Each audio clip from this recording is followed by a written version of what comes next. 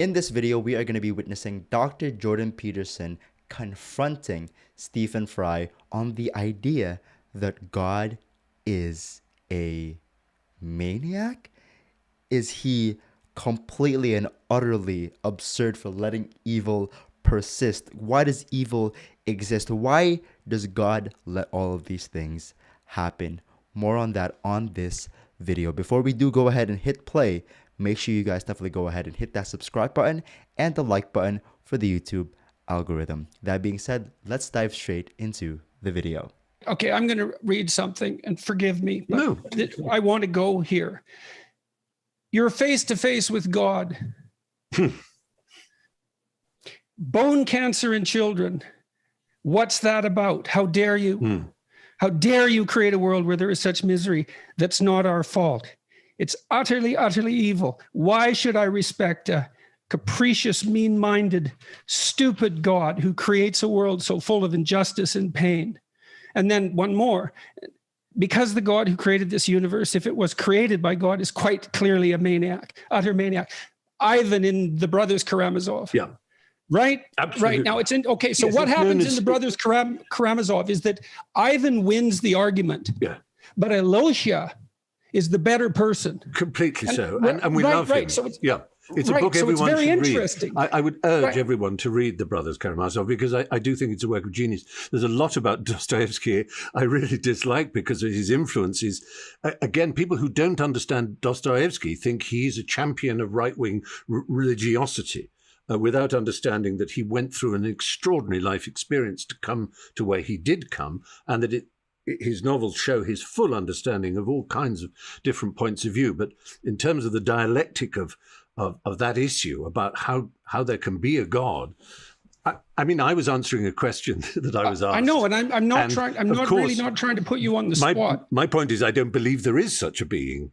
But if there were, and he were the kind of being that has been worshipped and described by various religions around the world, monotheistic religions, then I would have many bones to pick with him.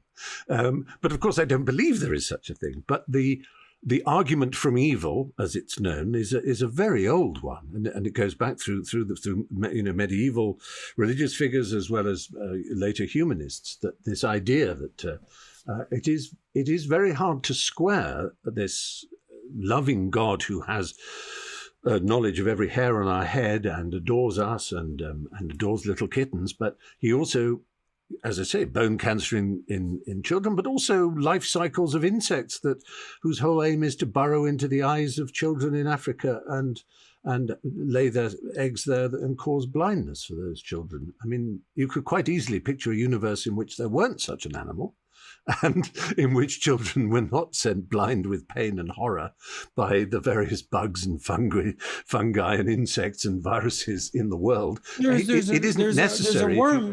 There's a worm in Africa that burrows under the skin, and it's a long worm. And if you can pull it out with a pencil and wrap it, but it breaks, it's fragile, and then it gets infected. It's a terrible thing. And a doctor recently made it his life's work to eradicate that and did it successfully. Yeah. And so then I read what you wrote, and I mean, I take it very seriously, and I wasn't throwing it in your face. No. I brought it up actually because of what you said about Flaubert's attitude. You know, because what your statement lacks is exactly what Flaubert highlighted in that woman on her knees. And I'm not saying this is a simple solution, right? And I would say, so let's take the argument you made there.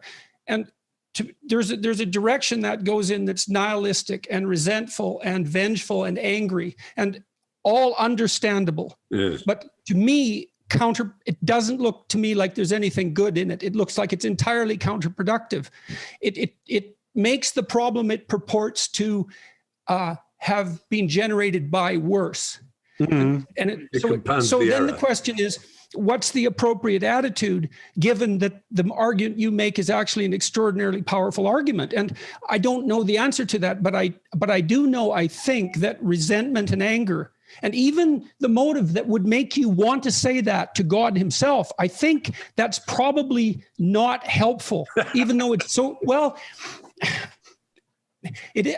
I came to that with great difficulty. I mean, I've had my reasons to be resentful and angry, especially recently.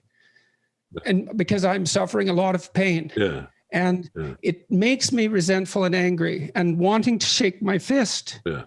But I found upon intense consideration that there was nothing in that didn't make it worse, and that therefore that must be wrong. Even though it's justifiable, right? Jordan, I completely understand. And you must remember that my response was to a question I didn't see coming, and it was amused. It was because I don't believe in this God, it's not an issue. I'm not really resentful and angry about the fact that there's evil in the world. I'm sorrowful very often, and I'm united in my admiration for the fact and the real belief I have that most people, fundamentally, given this dysfunction or this deep trauma, most people are so good, are so anxious to be good, are deontically good, have a sense of obligation and drive in them to be better than they are. I think that's one of the key things that I love about humanity, is not just that we are dissatisfied with things that are wrong and can be improved, but that with ourselves we are dissatisfied, and that most of us want to be better.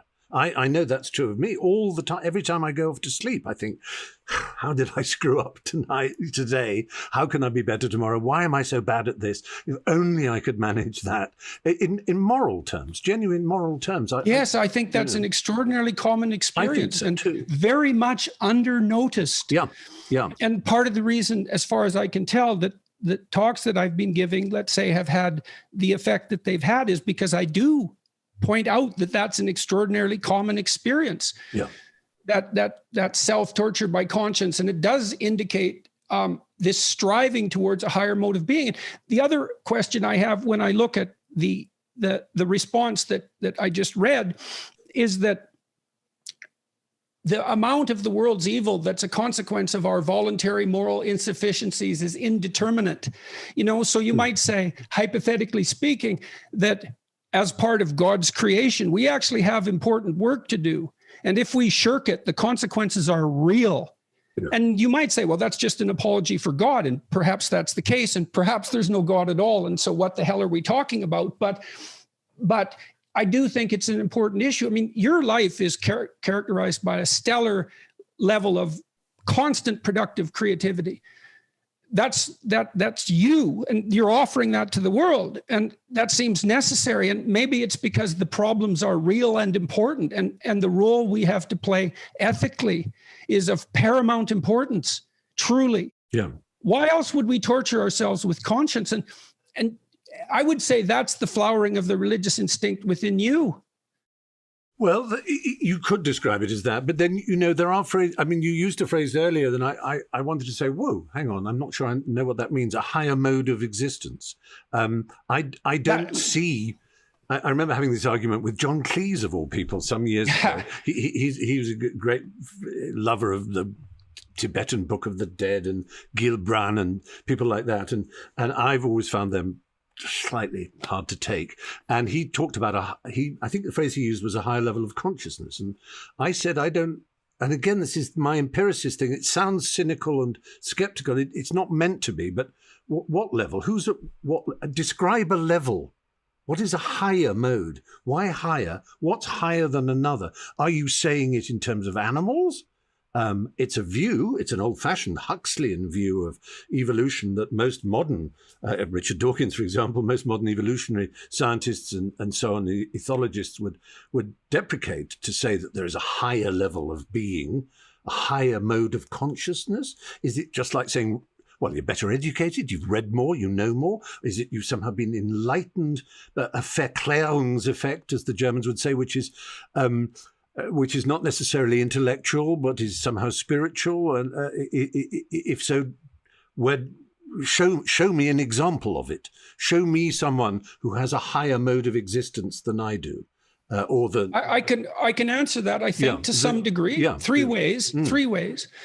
One, that higher mode of existence is what your conscience tortures you for not attaining. Right. Okay. Okay. I So think what my conscience tortures me for not attaining is that I was rude to someone yesterday and I shouldn't have been. Right, but it's the shouldn't part of it. Yes, the obligation. It's the exactly. David Hume, the problem of ought. Yeah. Well, and then you think about how it manifests itself. You don't. This is why Nietzsche was wrong. You cannot create your own values. Right. The values impose themselves on you independent of your will. Now, maybe well, that's what your conscience does, and good luck trying to control it.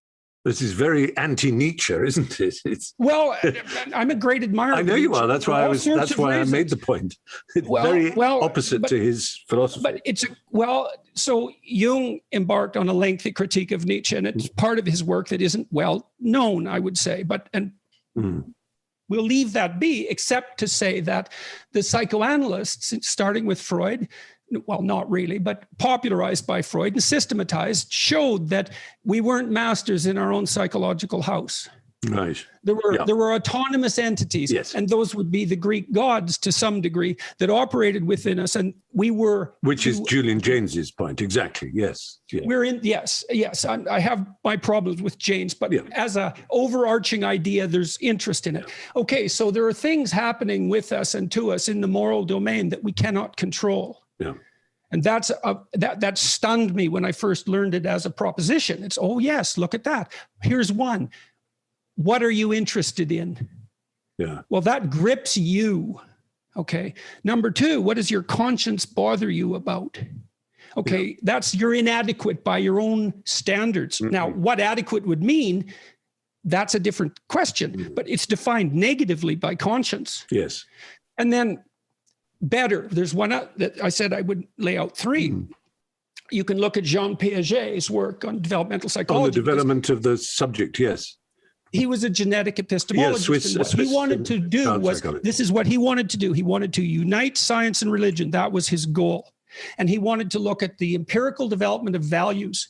And what he concluded, at least in part, was that a moral stance that's better than a previous moral stance does all the things that the previous moral stance does, plus something else. Yes. Yes. And you can say the same thing as a scientific theory. I remember I had a great, I loved Piaget, and his observation was so empirical, of course. Yes, absolutely. Of the development of the child and not quite the theory of mind, that wasn't his thing, but similar developments and signposts where people become aware of self. Okay, so now Piaget looked specifically at the development of morality, and he was one of the first people to emphasize the importance of games. Yeah. And what he showed was that at 2 years old, let's say, a child can only play a game with him or herself. Yeah.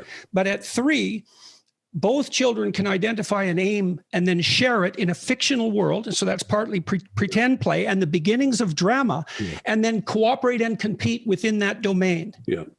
And then what happens, and the game theorists have shown this, is that out of games, morality emerges. Yeah. So I'll give you an example, and this is a crucial example. So if you pair juvenile rats together, the males, they have to play. They have to rough and tumble play because their prefrontal cortexes don't develop properly if they don't. Anyways, they have to play. You pair a big rat and a little rat, teenage rats together, and the big rat will stomp the little rat. Yeah. First encounter. So then you say power determines hierarchy. Yeah. Okay, but then you pair the rats multiple times. Like 50. Yeah. Then if the big rat doesn't let the little rat win 30% of the time, the little rat will stop inviting him to play. And so you get an emergent reciprocity, even at the level of the rat. Yeah. That is it's fascinating, isn't it? And that has been it, ladies and gentlemen. Hopefully you guys have enjoyed this video. And I'm assuming that you have enjoyed this video because you've made it to the very end of it. And if you guys have made it this far into the video, I urge you guys to comment this emoji, the prayer emoji, which is kind of confusing because other people call it the high five emoji. Nonetheless, make sure you guys definitely go ahead and hit that subscribe button and the like button for the YouTube algorithm. Of course, if you are going to comment, then Make sure to keep it cordial, respectful, and peaceful in the comment section down below. Follow me on Instagram at the Renell Aaron. The link or something, my tag or my username, shall be in the description down below as well.